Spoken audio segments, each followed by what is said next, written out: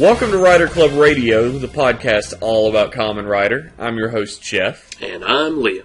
And today we're going to be talking about Kamen Rider Drive episode 27. Why don't you tell us what happened today, Liam? Well, today in episode 27, there's a roid mute running around that makes people get angry and fight each other.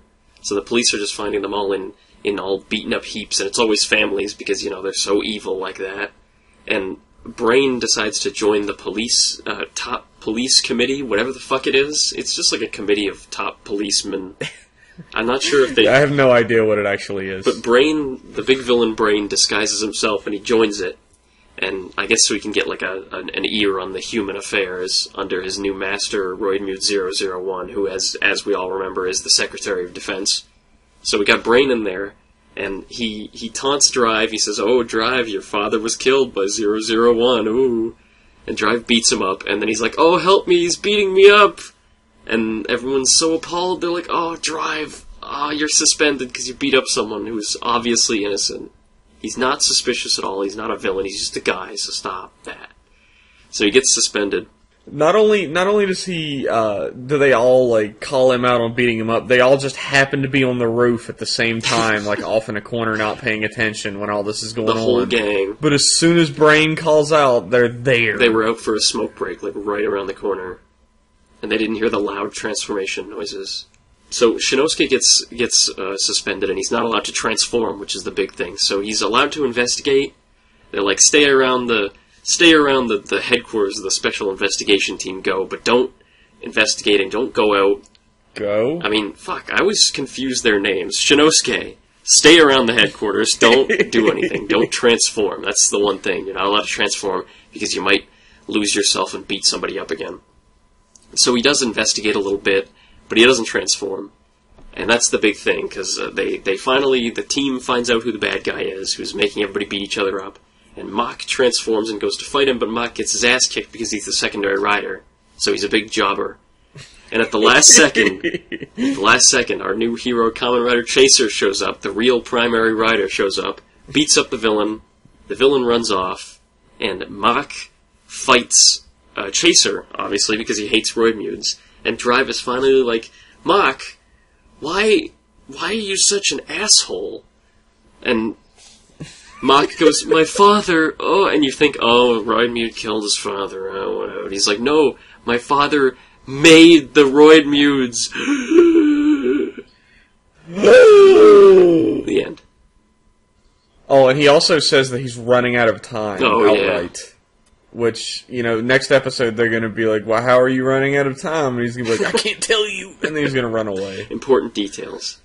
Jeff, what did you think of Kamen Rider Drive episode 27? Well, number one, last podcast we were both lamenting the fact that roid mutes were going to have killed Go and Kiriko's parents. We were like, of course that's the way they're going to go. It's going to be fucking cliche and boring. And no, they pulled the carpet right out from under our dumbasses. Bravo Toei. You've done it. I was really, really pleasantly surprised. Yeah, that wet clapping noise in the background was really good. I was very pleasantly surprised by the Go reveal. Yeah, so was I. This adds a whole new dimension to his character. Gives you a hell of a lot more of an insight about why he hates roid mutes so much, because he feels his family is responsible for him. I'm really happy that it seems like they're making an actual concerted effort to have more plot in the second half. Like, they're going out of their way now. They got the subplot with Shinosuke's dad, they got the subplot with Go's dad, and the actual, like, monster of the Fortnite plots aren't taking up too much of it. They're just small enough that they don't overtake everything else. It's been really good so far, the second half. Yeah, it has. If this would have been happening in the first half, it would have been, like, an amazing series. It would have been really good. Yeah, that would have been ideal, but that ship has sailed, I guess, so... Yeah. And I'm actually really on the edge of my seat to find out more about Go's story. Like, what is he gonna do? How much time does he have left? I'd like to know the details on why Dr. Bano has a different surname than Gou Shijima.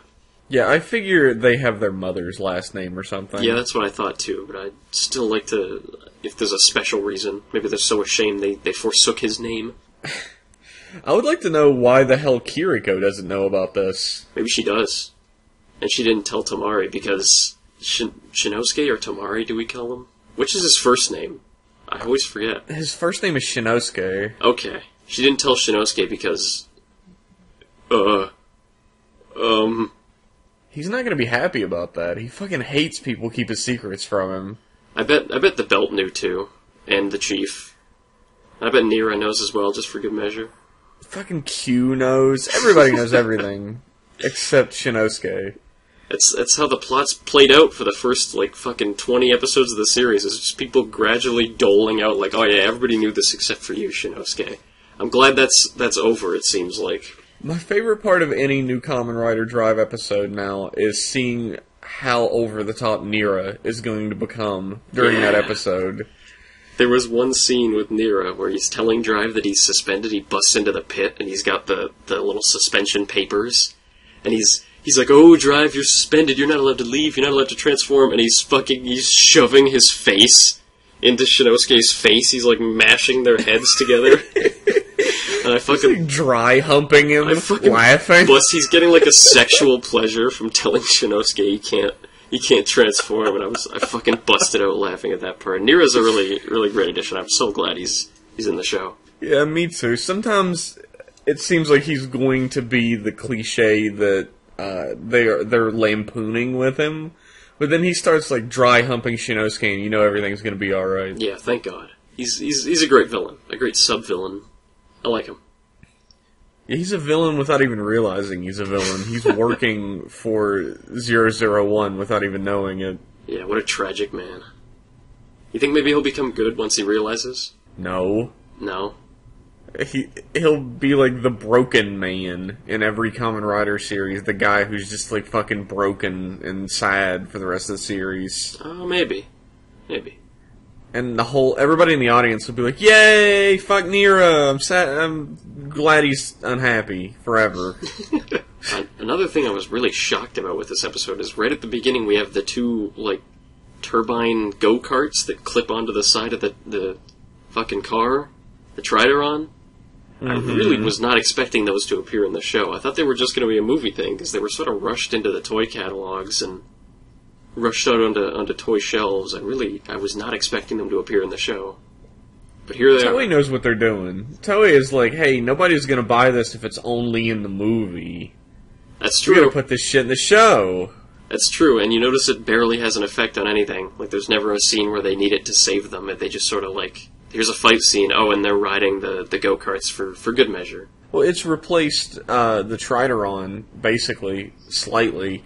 Anytime the Trideron normally would have drove into the scene and fired its special effects bullets, it's instead the ride boosters. That's all it is. That is fucking lame. I think the ride boosters are lame. I agree. Ride boosters look like the shittiest McDonald's toy that you tried to avoid every time you got a Happy Meal. I bet they were designed for the movies first, and then they were like, hey, get him in the show somehow.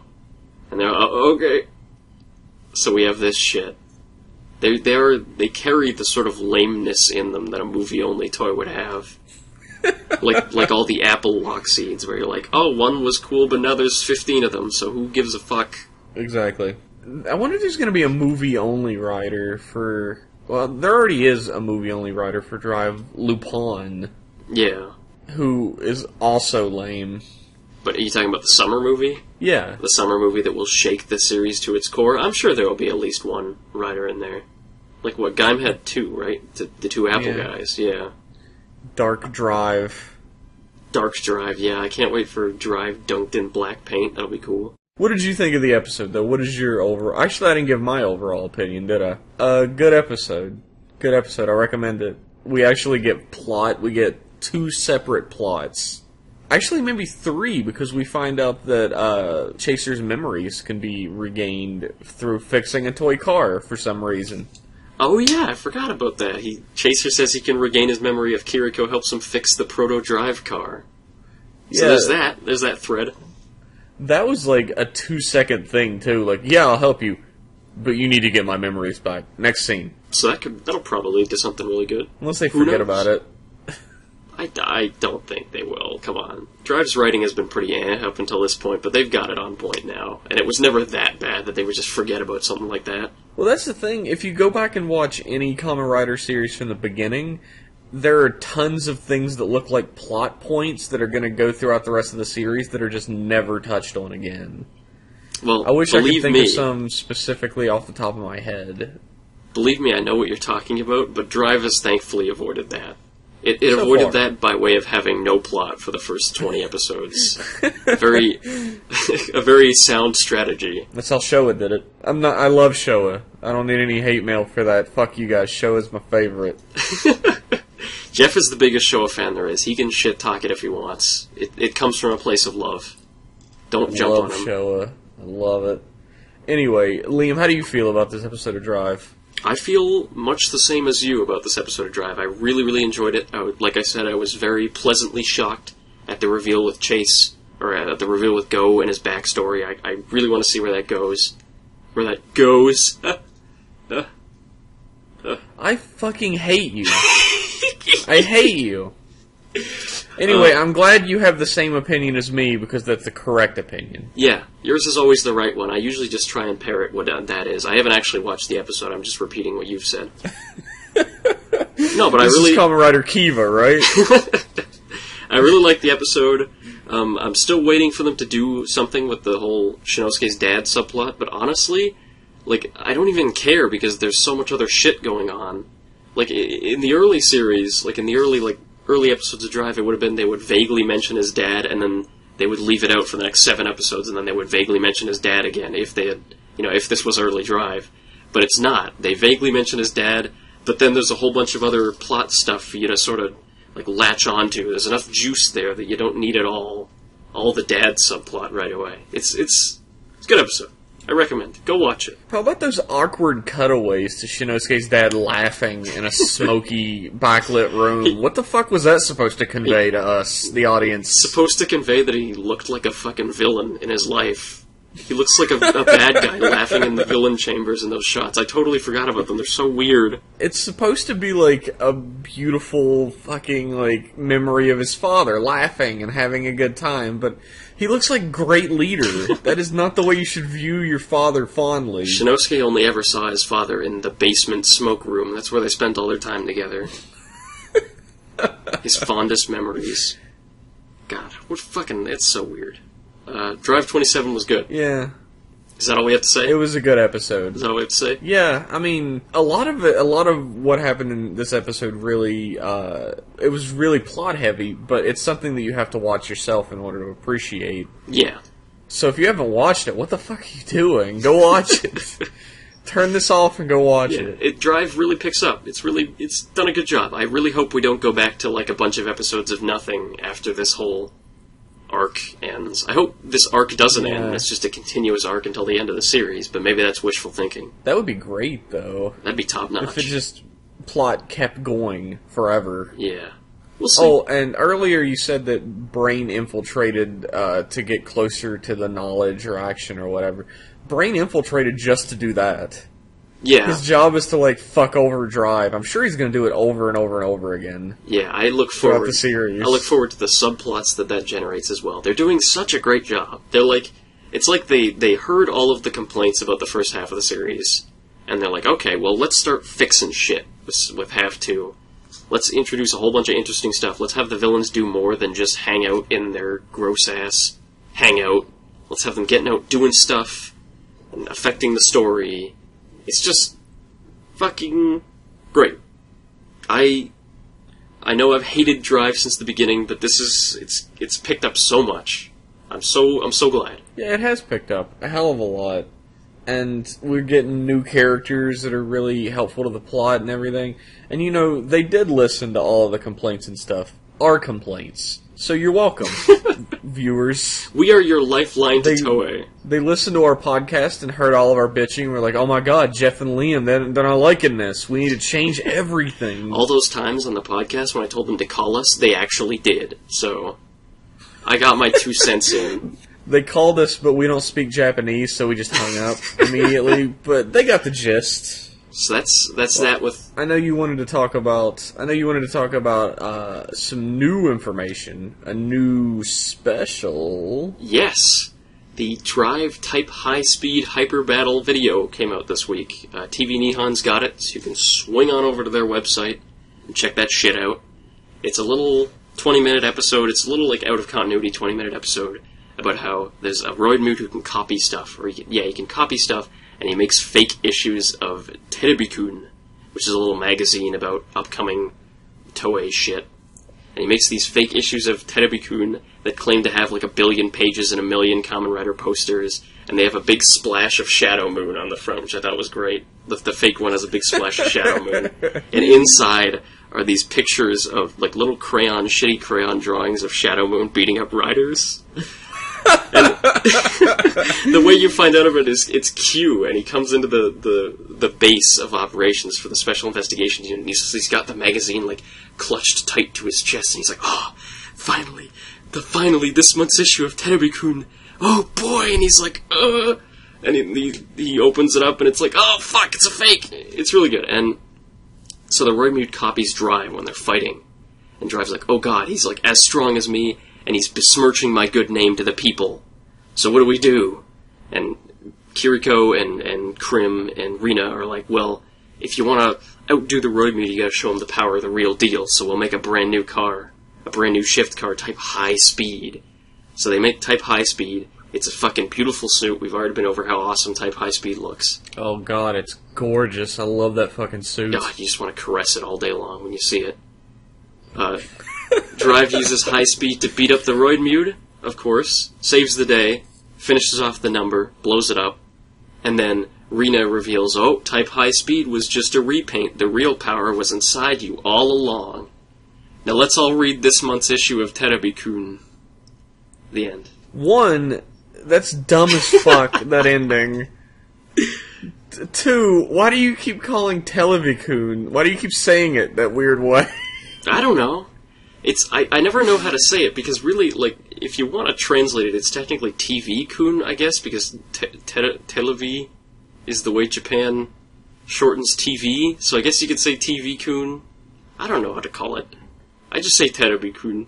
Everybody tweeted us and tell us how stupid Liam fucking sounds when he says Televikun. Send us a Gmail. That'll be your reader-submitted mail for us for that week. As a matter of fact, every week you can just reader submit that Liam's a fucking goober and nobody likes him. I'll read it out. I'm desperate. The Drive Hyper Battle video is funny. I was surprised by how funny it was. Do you remember the Gaim Hyper Battle video? You saw that one?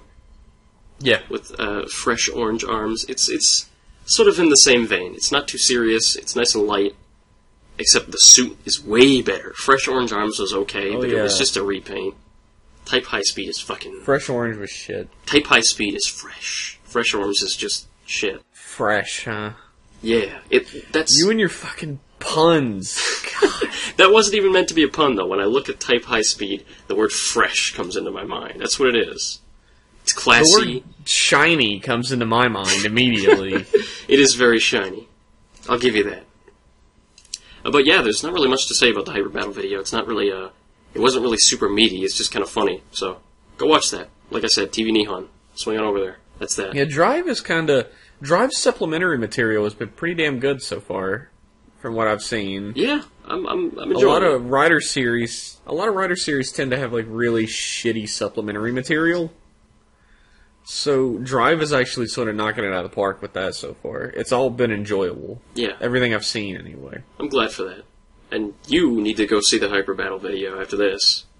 I am. I actually have not seen the Hyper Battle video. I didn't know it even had been translated until Liam told me, like, 2 seconds before we started recording. Silly motherfucker. Way to tell me beforehand, you piece of shit. Well, I'm sorry. I thought maybe you were on top of the news. But apparently I was wrong. The only thing I'm on top of is at the top of standing in line. I knew you were going to make a fucking Sasori joke, you asshole. It's a Kamen Rider podcast, goddammit. Okay, I'll give it to you. Whatever. I like Sasori. I won't begrudge Speaking you. of Sasori. Speaking of Sasori, I've been watching more Kabuto this week, and holy fuck! What? That's... I'm not even sure where to start. I've been thinking all day about where I'm gonna... Like, how am I gonna start this segment? And all I can say is I can just stutter and go, what? What? I want to point out that keen-eared listeners of this podcast would remember that I told Liam repeatedly that he was going to come to a place in Kabuto where shit goes right off the fucking rails and he's not going to know what the hell's going on anymore. Yeah. Liam, where are you in the series? I've hit that exact point. I've hit that exact point in the series where within the span of about 4 episodes we've introduced time travel, native worms, the Hopper Bros, the thing with Hiyori that I'm not even going to fucking get into because it's such a huge spoiler, the Hyper Zector, Tendo trying to steal everybody's Zectors, the Edge of Time and Space, God knows what else. Have you met the guy at the Edge of Time and Space yet? No, they got flung there. Tendo and Kagami go to the Edge of Time and Space, they're in a basement and they just open a door and they're on a beach. And fucking the guy, what's his name? Goro something or other. No, Goro was his name in Ryuki. What's his name in... Yeah, Goro was his name in Ryuki. I don't remember his name in Kabuto. I just know that he can't taste anything, so he's a villain. He's Goro from Ryuki, and he's Bando in Gaim, and I don't remember his name in Kabuto, but he's lying on the beach, and they're like, whoa, that's weird, that guy's weird. And then the next shot, they've just left. They just turned around and left the Edge of Time and Space. And they're like, where were we right then? And Tendo's like, or Goro or whoever is like, yo, you were at the Edge of Time and Space. And your friend has been thrown there, but that person can't leave, but you can just turn around and leave. But only that once, because you only visited it once. It's like, what? What? I don't, like, I still am not sure what's... There... That wasn't even what I was referring to when I talked about it going off the rails. That was part of it. But there is a guy at the Edge of Time and Space that when you meet this guy, you might just fucking flip your computer over and call it a fucking day on Kabuto. Really? I'm not even there? You're not there yet. The plot is already gone with the introduction of native worms. Oh, and the Zectors can control your mind? Okay, that was out of fucking nowhere. Like, everything, like, this is the first time I've ever been watching a Kamen Rider series, and I've thought to myself, wow, I sure wish this series moved slower and had fewer plot points. Because this is Kabuto's second half is off the fucking wall. It's incomprehensible. I hope Jesus. you enjoyed that, like, 10 or 15 minutes where the Hopper brothers were, like, useful or, like, important or had anything to do with the plot. Because that shit never happens again. Ever. The Hopper brothers are the funniest, the unintentionally most hilarious edgelords in fiction. All their shit's like black leather and chains, and it's so weird seeing fucking Yaguruma and Kageyama, who were like company men with the suits and stuff. They come back and they look like they stepped on a landmine in a fucking Hot Topic. Like, they're great. I love them. I love their suits.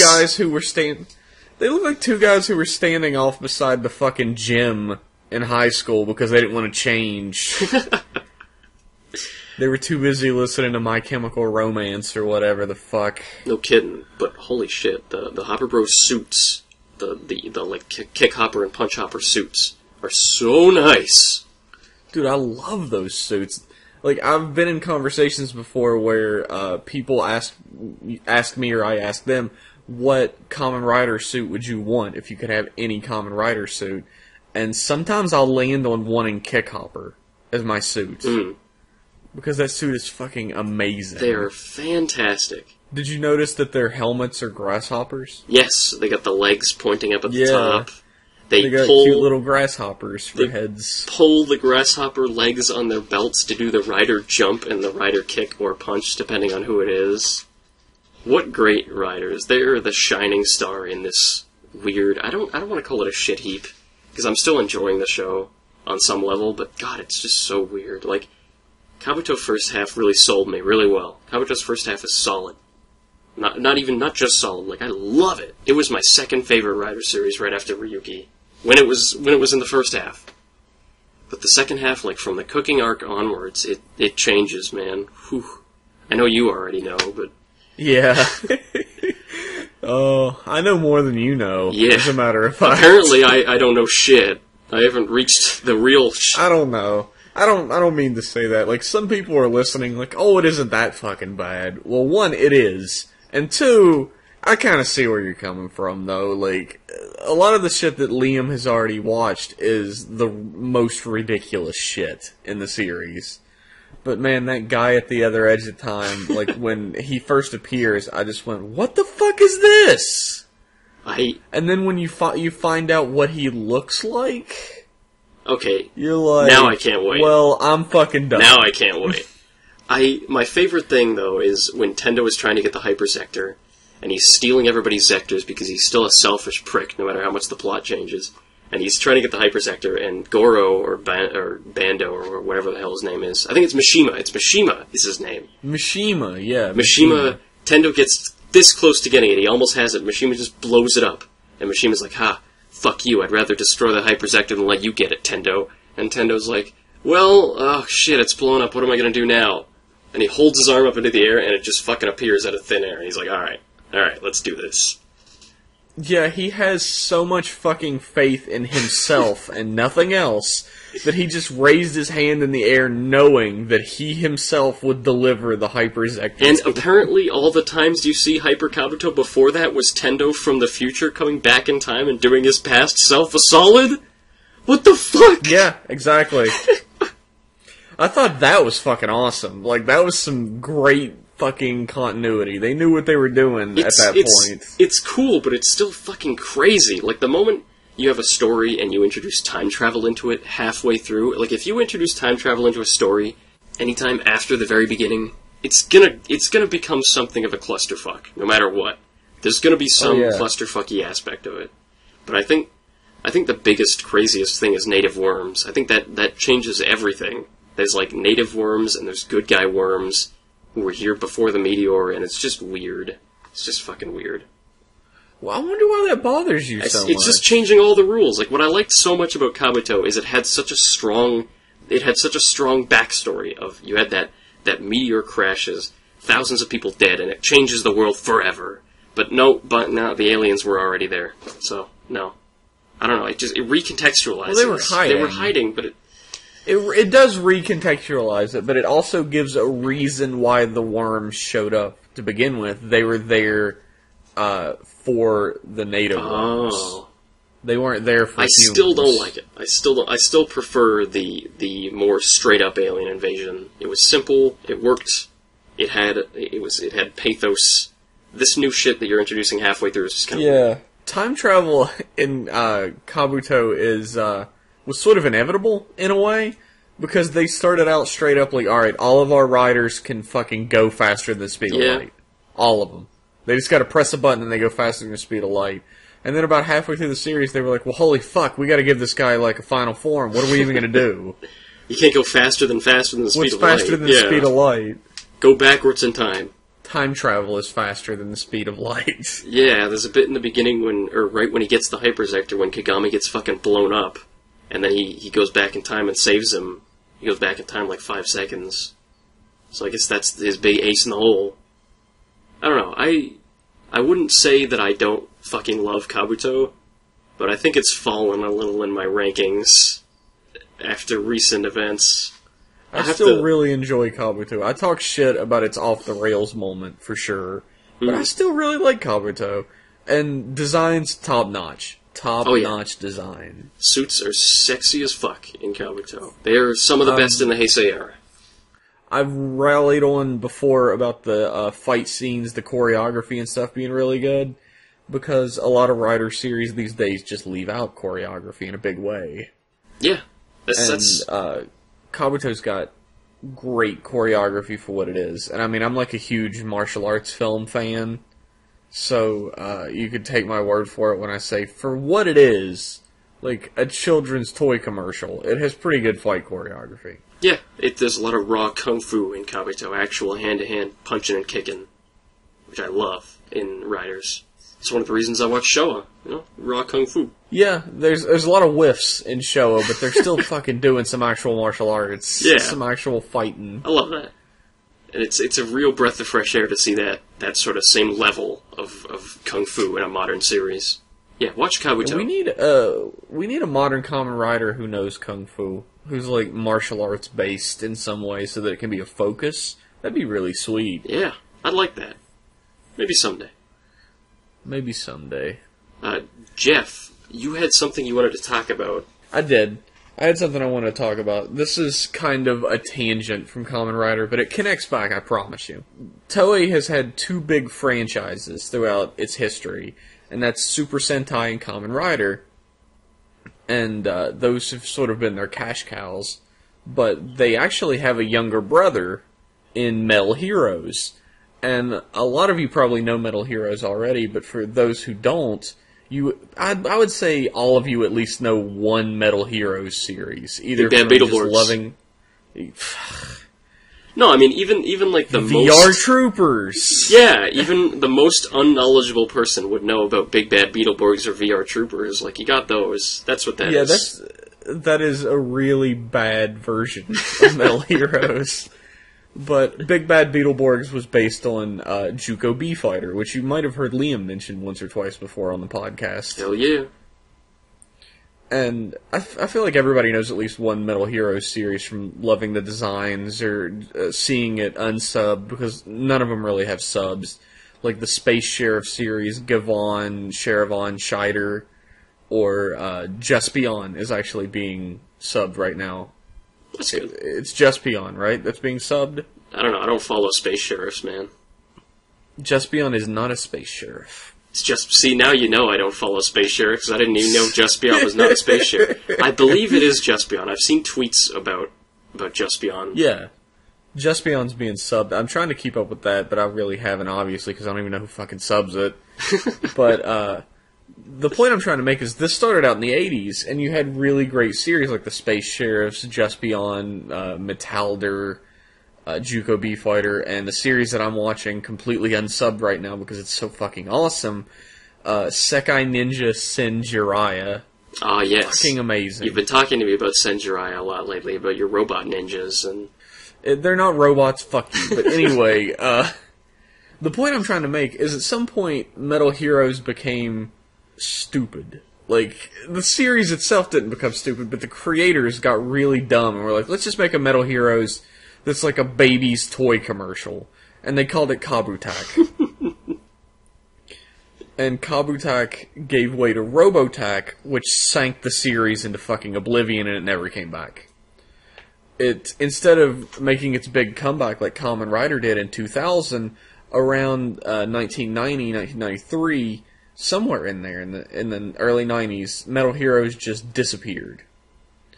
And Kamen Rider came back in 2000, and it had the more serious tone that a lot of later Metal Heroes series had in them.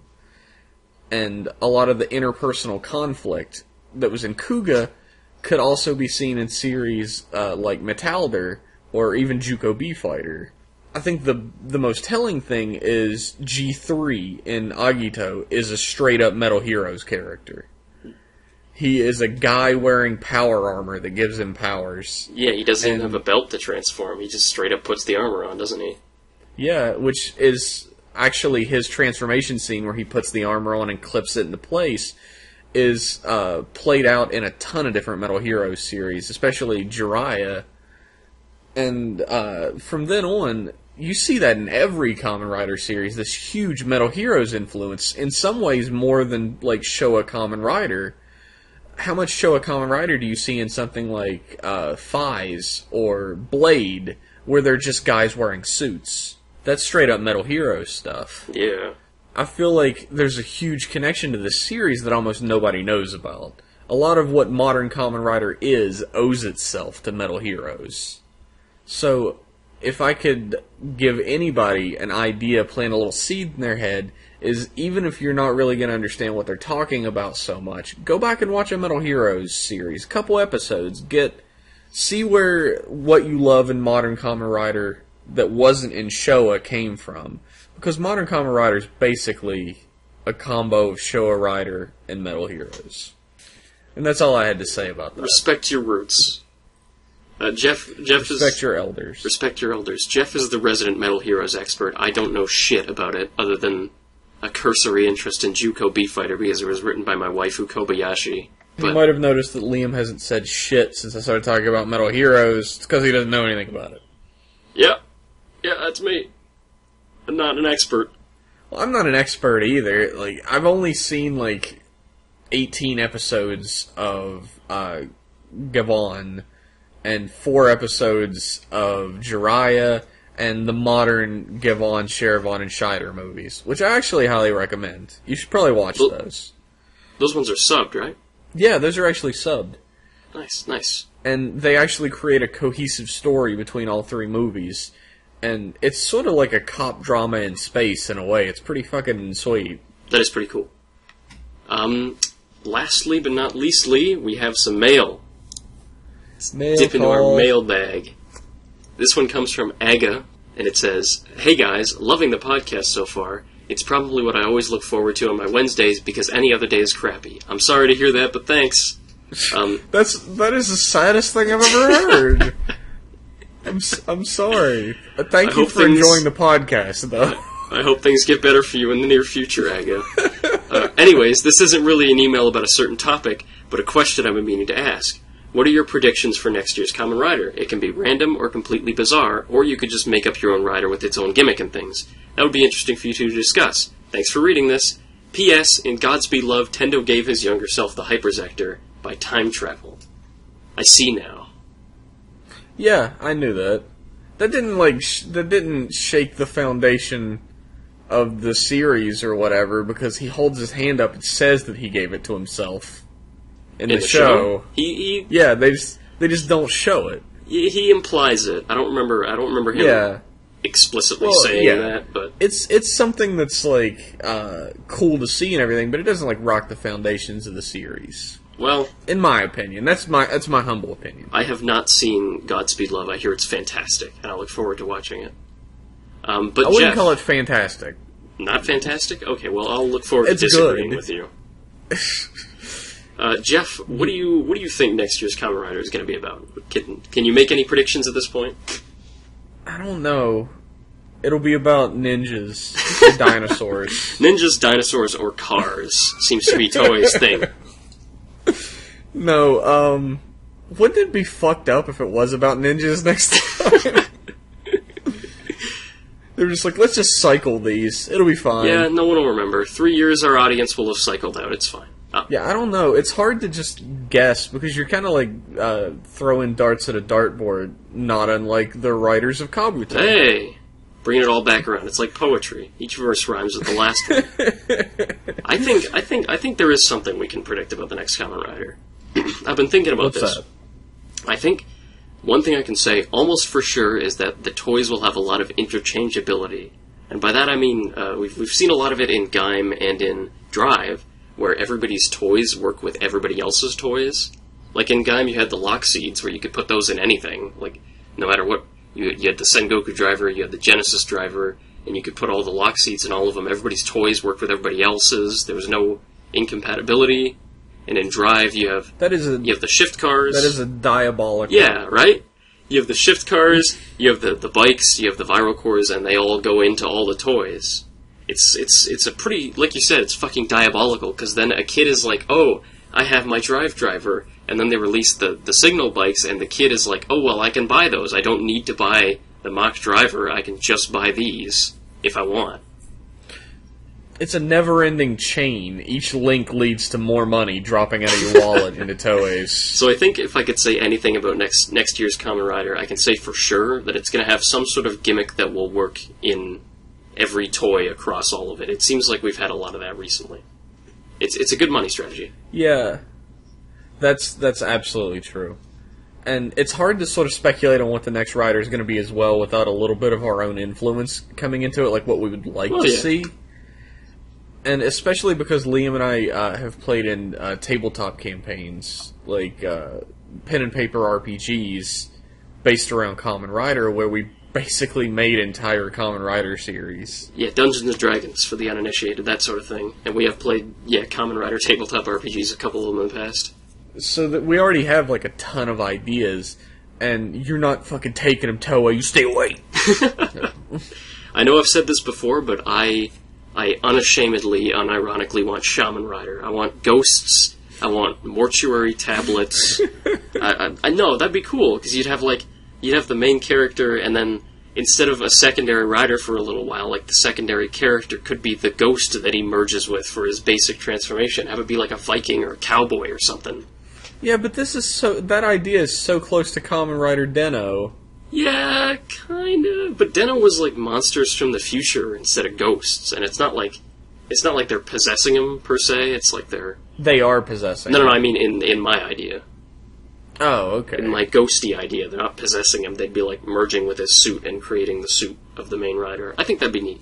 Oh, so it's like a Den-O meets Double in a way. Yeah, kinda. I would watch that. That's my fan fiction Kamen Rider. Actually, I said earlier in this podcast that I would love to see martial arts themed riders, like, say, different schools of martial arts going up against each other, and each school has, like, the champion of each style of martial arts is a common rider. Oh, and the belts could be black belts. Yeah, exactly. Yeah, that's it writes itself. Yeah, Toei. Give us all your money.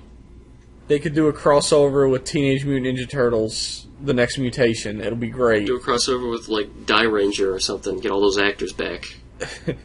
That's like Super Sentai's thing this day, is just bringing back all the old actors. Yeah, they brought back the old ninjas last week. And they actually got the face actors. I was surprised with that. Yeah, well, Gokaiger got the face actor for Aka Ranger to come back. That was shocking. Yeah, they got him to come back twice, as a matter of fact. Absolutely shocking. We're off topic, but though. This is not a Super Sentai podcast. Yes, it was once, but not now. Next... When the fuck was that? I don't know, I don't remember. It's a blank in my memory. Yeah, I think I passed out that day. I blacked out when I woke up. There was a completed podcast in front of me on my computer. And you were like, hey, fuck it. I'm just going to go ahead and post it. Not even going to listen. Just put it I'm just going to post it. Yeah. But as for next year's Kamen Rider, I think it's too early to make any concrete predictions, but that is what I would like to see. Something with ghosts, or something like so crazy and outlandish, like Den-O. You know, shake it up a little. Post-decade Kamen Rider could use a bit of a shake-up, I think. Yeah. I say this every year. I would really like to see another series like Kuga. A series that focuses really heavily on character development of one character. Maybe like two one rider. character, but one rider. Yeah, I would like to see that too. Because ever since Kuga, we have never had a Heisei series that had one rider. Every series has had multiple riders. Yeah, Kuga stands on its own in that respect. I would really like it if they actually had like a good character who developed and was good to watch on his own for a long time, and good to watch him fight on his own for like a whole 50-episode series. I'd be on board.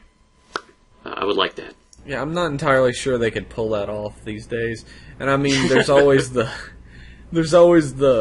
complaint that Kuga drags in the middle, and that could happen with the new series as well, because there aren't any like new shiny characters to show up and fight for 2 episodes and then team up. Yeah, I think the reason why I don't know if that would work as much as I would love it is because, I know we joke about it a lot, but Kamen Rider is driven a lot by toy politics, and like how many toys were there out of Kuga? Like how many roleplay toys? You had his belt, and he didn't have like a toy that he shoved into his belt or anything like that. He didn't have like 100 little toy Kugas that he slotted into the front of his belt or anything like that. Well, it wasn't a toy commercial at that point. It was a TV show. Things fucking changed. Yeah, that's why I don't think a show like Kuga would, unless the main rider had like a shitload of forms, which would be cool in its own right, I think. Yeah, I think its drive has proven that we don't even need to see the forms once to accept that they exist. Burning Solar. Yeah, someday. And all you have to do is see a form once, and you can sell a toy of it. You never have to see that form again. Yeah. Thank you, Toei. That could actually be a thing, that, like, it's a rider that gets random forms using random items. Like, and grab stuff on the street. Yeah, you could, like, sell like, he grabs an item and, like, Kuga, it transforms into something else. It could, like, transform into one of his transformation devices. Yeah. So you could sell hundreds of those motherfuckers based on everything. Yeah, that would be neat. I thought you meant like a rider who could only use a transformation device once and then it breaks or something like that. Yeah, exactly. Yeah. That would be neat. Like I said, It would be neat. We're never going to get a Kamen Rider series quite like Kuga again, but we might be able to get something not entirely unlike it, which I would be happy with. Kuga's cool. Kuga is cool. Go watch it, everybody. Just go watch it and pretend it's the next Kamen Rider, and then I'll be right. Yeah, close your eyes and think real hard. Is that all we have to talk about today? You got anything else? As a matter of fact, I will take a moment to talk to you about Jesus. No, I'm going to take a moment to talk to you about Double. But Same thing, right? pretty much. But, What about... Kamen Rider Double is the series that really got me into Kamen Rider, and there's sort of a backlash against that type of person, or there was before. I don't know if that's still Well, I think... around. They called them, like, double babies, but I guess they call them Gaim babies. Yeah, now it's Gaim. Gaim is the one that brought a bunch of people in. Yeah, whoever's new to Kamen Rider is the enemy, and we must all hate them. Yeah, eliminate At all them. times. But Double is a series that brought me into Kamen Rider. When I first started getting into the series, Decade was airing, and I could not get into that series. One, because I didn't know who the fuck all these characters were, and two, because the protagonist was so horrifically unlikable. A lot of people might disagree with you on that. I've heard of a lot of love towards Tsukasa lately.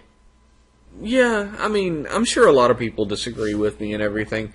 He's sort of the pompous dickbag character, and a lot of people like that type of character. Usually I do, as a matter of fact.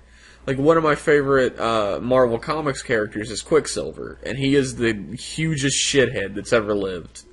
But for some reason, Decade never clicked with me. Mm. So I watched Kamen Rider the First, which had just come out that year, I think. Or the year before, I forget. Actually, it's like 06. Whatever. It's all a Because blur. it aired at the same time as Kabuto.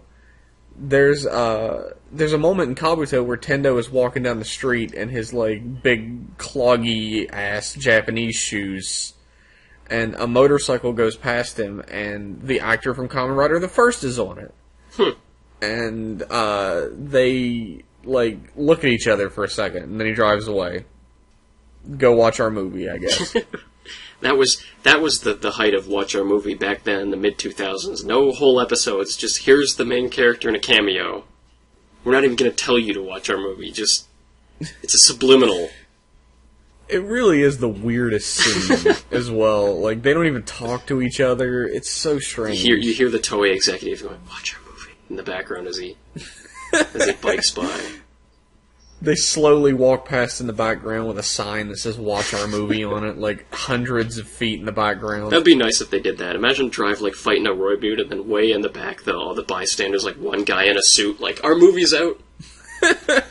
Doesn't affect the plot at all. No episode. Just done. Oh, that'd be so great.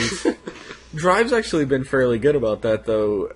With, like, the Lupin movie, they just straight up had a moment where he said, "You're the guy that caught Lupin, right?" And he's like, "That doesn't matter now." Yeah, I And guess they that move makes on. it canon, doesn't it? Yeah. Huh. Which is really cool. But I'm getting off topic. We're getting off topic. What I was jabbing at here is that Double, as a series, a lot of people ask me, I'm not sure if they ask Liam, because we don't get viewer mail too often, but people ask all the time, where should I start with Kamen Rider? And a lot of people will suggest Kabuto or Kuga or Agito, and I agree with all those choices because those are great series. But I feel like you're going to have a huge jarring difference between watching something like Agito and then going to the newest Rider series. Yes. They're almost like they're completely different everything, like they're nothing to do with each other. Early Heisei is marvelous, but it is very, very different from what we have now. And I think the best entry point for people to come and watch newer, like, post-decade Heisei series is Double. Because Double introduces the gimmick of, like, shoving, like, a million different things in your belt, combinations, to get things to happen that continues on for a few series after that. And I'm sure it'll continue on for more series after Drive, even. They never let a good gimmick go unused. But Double has... It's an amazing series, for one, but it has really great characters. It doesn't have too many parts where it lulls and gets uninteresting. It has a Monster of the Week style for quite a while, but it continually injects plot into itself. That's a good... I find that's a good format to have of Kamen Rider, is like half Monster of the Week, half overarching stories. Get best of both worlds. I like it. Yeah. So that was just, I was answering sort of an all-encompassing question that a lot of people have about Kamen Rider, is where to start. And if you're looking to jump ahead to the newest Kamen Rider series, you'd probably be best starting at Double before you do that. And I hear a lot of good things about O's in that matter as well, but I've never actually seen O's. Yeah, my jumping on point was J, so I had a little bit of a rocky entry into the newest Kamen Rider. J was awesome, though. J is an awesome movie, but it's an Ultraman movie. Is what it It's a good Ultraman movie with a nice Kamen Rider coat of paint. Yeah, it is. And it has... the reason why we ended up watching it together is because the main actor in Kamen Rider J was Geki, the Tyranno Ranger in Zoo Ranger. Yeah, if you want to be specific... Sentai Zoo Ranger. If you want to be specific, it was Dinosaur Squad Zoo Ranger was my gateway. It was from there, and then, oh, this guy was a Kamen Rider. Oh, Kamen Rider's way better. Okay. I'm sorry, Sentai fans. You just accidentally took a shit all over all Sentai fans. They're coming now. Ah, fuck No it. Sentai fans listen to this. Yeah. Hopefully, those filthy motherfuckers. Keep your disgusting ears away from our podcast. Is that it for this week? I think so. I think that's a good stopping point. Okay, as usual, we got a Twitter at Rider Club Radio. We have a Gmail, riderclubradio@gmail.com. Send us your letters. I love to get reader mail. It lights up my day. And we will talk about that shit on the podcast. It lights up my phone as well, because Liam fucking sends me a message every single time. We got viewer mail! Yeah! I lose my shit. I do too. Don't worry. Yeah. That's it for this week. See you later. Have a good one.